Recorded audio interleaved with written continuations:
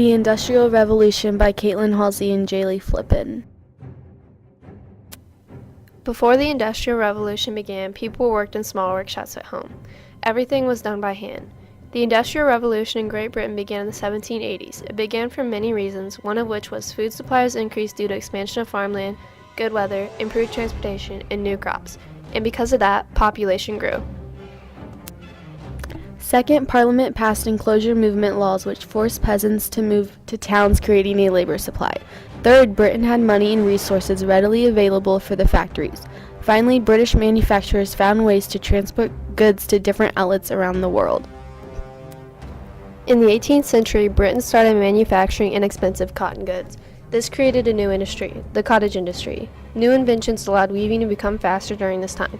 For example, James Hargreave invented a machine called the spinning jenny, which made the spinning process faster.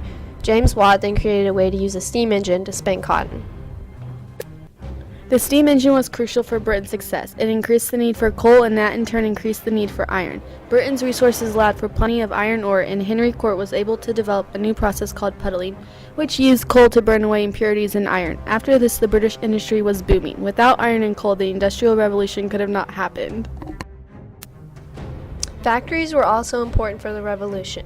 They created a new labor system. People flooded to these factories in search of work, and children were often required to work in extremely harsh conditions in some of these factories.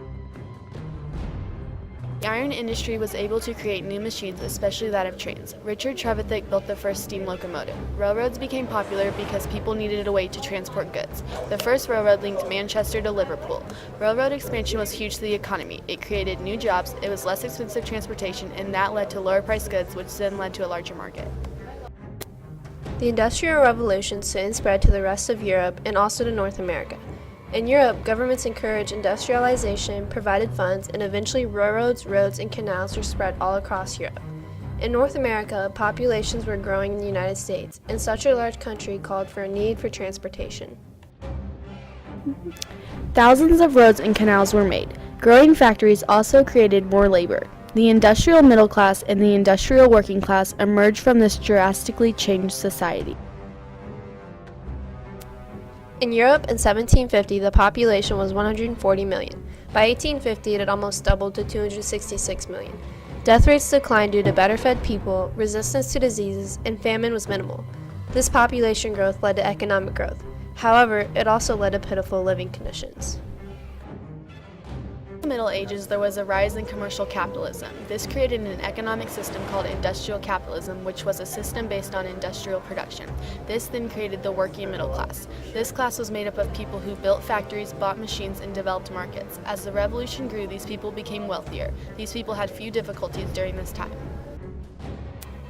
The working class was not treated as well as the middle class. The working class had terrible working conditions. People often worked 12 to 16 hours a day, 6 days a week, with no security and no minimum wage. Children under the age of 15 often worked these terrible conditions. Parliament eventually passed the Factory Act of 1833, which protected the children working in such factories. Workers' lives eventually improved, but reformers opposed this capitalistic system and advocated socialism, which means society owns and controls certain aspects of production.